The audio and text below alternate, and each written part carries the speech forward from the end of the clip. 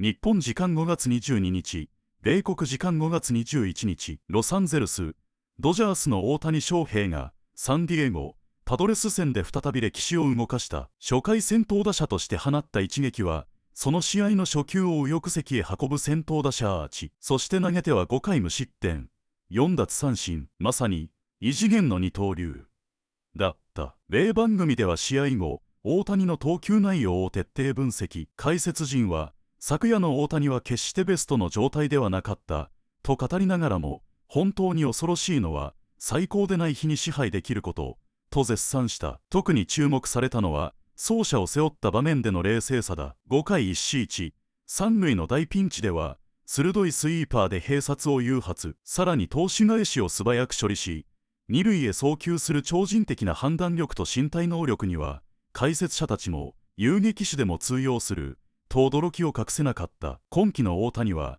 球速差を巧みに操り、スイーパーやスプリット、緩いカーブまで織り交ぜながら投球術を進化させている。防御率 0.73 は1981年のフェルナンド・バレンズエラ以来となる歴史的数字。伝説の系譜に大谷翔平の名が刻まれ始めている。番組ではこの後も大谷の投球術と進化した二刀流の秘密について詳しく紹介される。ぜひ最後までご覧いただきたい。And then Shohei Ohtani, Dodgers, Padres, first pitch of the game, he goes yard.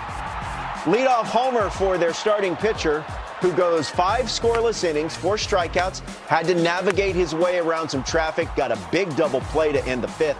And the Dodgers take 2 of 3 from the Padres. And what do we have here? Lowest ERA in the first 8 starts of the season in the live ball era, Jake Peavy and D-Row. And Dave Roberts said he took him out after 5 because he was grinding a little bit. He looked pretty darn good to me. How has he taken his pitching to the next level this year, Jake? What do you see?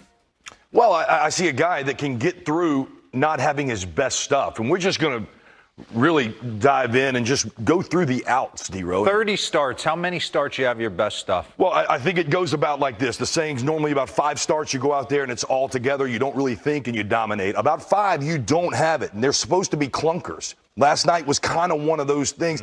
The other 20 of your starts, you figure it out and they make or break you. You're going to go to the tape and we'll start it. Just Shohei's the best we've ever seen. But how do you manage your bad nights? In a bad night, you hit a bomb. That's exactly right. But we're not 12 anymore. Bruce Bochy used to always say, can't you throw a shutout and hit a homer, Pete? To watch him start the game, but just watch the pitch execution. This is 3-2 to both guys. So long at bats, but he does not give in, and he's on point. Gavin Sheets is hotter than anybody, blows him away. 3-1 again, behind the count. Staying with the fastball, and look at the swings. 2-1. Yeah. That's a hitter's count. He paints that heater away. He's got the sweeper moving to the left against the righties, and then that nasty split against the lefties. Using the ballpark as the four-seamer again. It's on the black. There's a sinker. 3-2. Wants that one back. Freddie Fermin would like to swing at it. Take a better swing at that. Now watch this. Stop the tape real fast right here. This is where it starts to get interesting. Yeah. It's the 4th inning. He's starting to get up in 70-ish pitch range. You can start it right here. Hell of a play by Freddie Freeman. But just watch him mitigate this trouble right here. 2-1. Man, that's where the game could have got away right there. Manny wants that pitch back. But he gets out of the 4th and now to the 5th. You're in big trouble right here. Yeah. I'm talking about big trouble. Bryce Johnson just does enough coming in the game for Merrill to get on. It's a great piece of 2-strike hitting by Nick Castellanos. 1st and 3rd, nobody out, and you've got a 3-run lead. We're gonna watch this again, right? Check it back, check it back. I didn't say throw to second. How many guys would have checked him back and thrown to second instead of take the out at first? This gets him out of it right here. Back that tape up and back that tape up to where he makes the play. It's 1st and 3rd, nobody out, and you've got a 3-run lead. Watch that. I think after the mound visit right there. Yeah. Mound visit went something like this. Look, he's going to be aggressive. Let's make a pitch right off the corner of the plate. see if we can get him to chase our pitch, and that's exactly what happened. You see, Kind of hasn't changed. Yeah, the sweepers become more of a weapon for him, but he's not too different. I think the thing he can overpower you from what I'm watching. He can overpower you with a four-seam heater, like straight heater. I know we threw the sinker in there too, but the different variations of that, it's almost like a cutter, it's his slider, it's his sweep. He's got like 3 variations of his breaking ball that make it tough. That's right. For the right-hander. The sweeper last night, 0 for 6. You saw a couple of them. Freddie Fermin, Manny Machado are going to go back and think they should have hit those balls out of the ballpark. But other than that, it was executed. For me, it's the 2 different fastballs as well, D-Row. When you start thinking about the four-seamer, you saw it, and then the sinker. Let's just go back and talk about when he was in trouble. First pitch to Laureano, got the sinker. What an athlete. We talk about him on the mound. That athleticism of him catching that ball, checking the runner, wherewithal, turning around, throwing it to second. That athleticism, first pitch, sinker, and then the first pitch to Tatis, slider. You get out of big trouble. First and third, nobody out. Hold on to a 3-run lead. Shohei Ohtani, even on his bad days, you just saw right there. There's guys that'll happen. It'll happen today. Bellied up to some sports bar, telling everybody how great they were at 12 years old, hitting homers and throwing no-hitters. Yeah. Except this dude exists right now. He can play shortstop. Did you see him catch that ball and turn around and play with it? He went deep on the first pitch and then threw 5 shutout with not his best stuff. What? Would have made it. That's right. He's not playing semi-pro. He's playing in the big leagues. Nothing gets him more chance. Also at the top of the food chain, one of the baseball plays of the day, Shohei Ohtani himself. Last of 3, Dodgers and Padres. Padres took game 1, 1-0. Dodgers took game 2 in the 9th inning. And here in the 5th, watch Shohei Ohtani. Jake, his clock. I mean, he has a full understanding. Just a beautiful play. Checks the runner, gets back to second base, not first. Well, how many times do we watch a guy just not even catch this ball clean? To violently deliver a ball, then have it hit right back at you is a very tough thing to do. He handles it, and again, keeping the double play in order.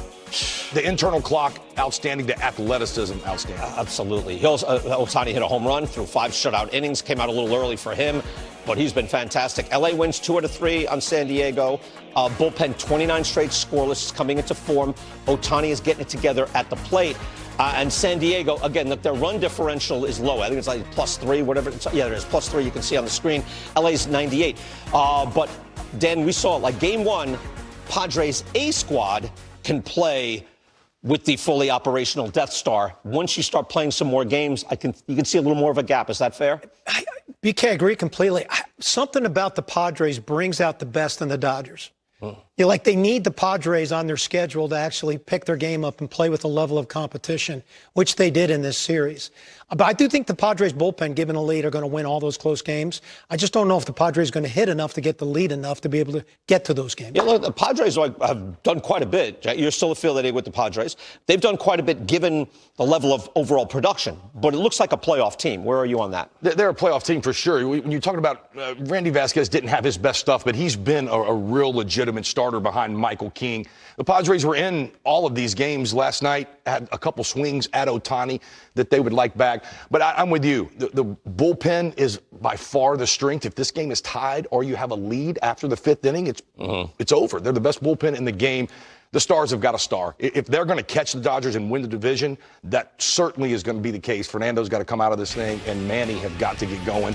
And they expect to. But the Padres are a complete roster. You got to give A.J. Preller a ton of credit for Nick Castellanos. This is puzzling, though, too. Hi, France. Well, this is all of that's puzzling. Machado, look, he's playing every day. Jackson Merrill looks like a superstar. Tatis, no home runs. Any read on, look, it's still early, but that's puzzling.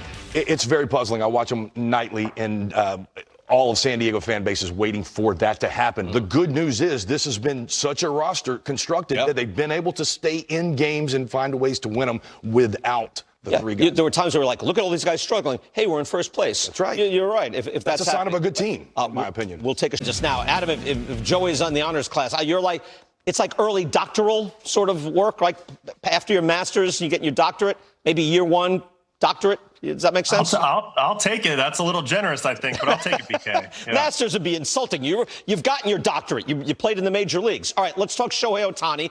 Leadoff home run, 5 shutout innings. He goes less than 6 for the first time. He's got a 0.73 ERA. Adam, we know that Shohei is putting a point of emphasis on his pitching this year. What do you see specifically? Has he changed anything, or is it just more focus on it? What do you see? It just seems like his level of concentration, his compete level on the mound is really 100th percentile right now. He seems to be super locked in. He's got goals in mind, and he's hell-bent on achieving them. You know, from the pitching standpoint, in terms of the how, it's all the same stuff, but he's doing a crazy job of toggling velocities on all different pitch types. Like, he'll throw sweepers all the way down to 80 and up to 88. He'll throw fastballs 94 up to 100. He's mixing in a really slow curveball this year a little more often, 72, 73 miles an hour. He's doing hesitations in his delivery. So he's adding more layers to what he's doing. And I think, honestly, I think his experience at the plate hitting kind of helps inform those decisions. But at the same time, you can see he's really locked in, and he wants to do big things on the mound this season. You know, he's been given a few days off by the Dodgers. It seemed like it did help him. He had this to say after the game.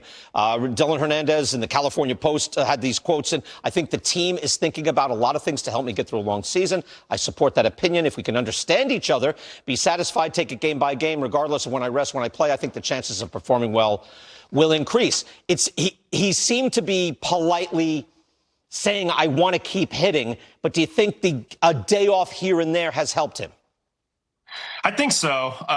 Yeah, it's a lot. It's a big ask to do both every single time on every fifth day, not to mention carry the offensive load the other days you're not pitching when you're supposed to be recovering. So it's a big load, and I think he's already, you know, in his mind, he's ready to take on that every single year. But a couple days here and there, I don't see why that wouldn't be in benefit. Those days do add up, and they do help in the long run. He's slugging over 800 since he got those 2 days off. He had a day off pitching. He pitched. He never had a day off hitting while he pitched, and then he had an actual day off. Shohei Ohtani. Let me show you what he did last night. Dodgers, Padres. Ohtani, this is the first pitch of the game. Shohei Ohtani sends that one. He is the second career leadoff home run in a game in which he is pitching. No one else in history ever did it even once. Wow. Dodgers take the lead. This was his first game batting and pitching since April 22nd. Again, he hits the first pitch of the game out of the ballpark, and now we're in the bottom of the first, and look at him mowing them down. That's Andujar that he gets, and then Gavin Sheets. So Ohtani striking out 2 in the first, and we go to the 5th, and he's still out there. The Dodgers leading it by a 3-0 score. They got the bases loaded and 1 out. Leave Ohtani out there to face Tatis Jr., or they're going to turn 2 behind him. Ohtani finishes 5, 3 hits, no runs, 4 strikeouts. Dodgers win 4-0. Ohtani has an ERA of 0.73, the second lowest by a Dodger pitcher through 8 starts of a season since ERA first became official, which wasn't that long ago.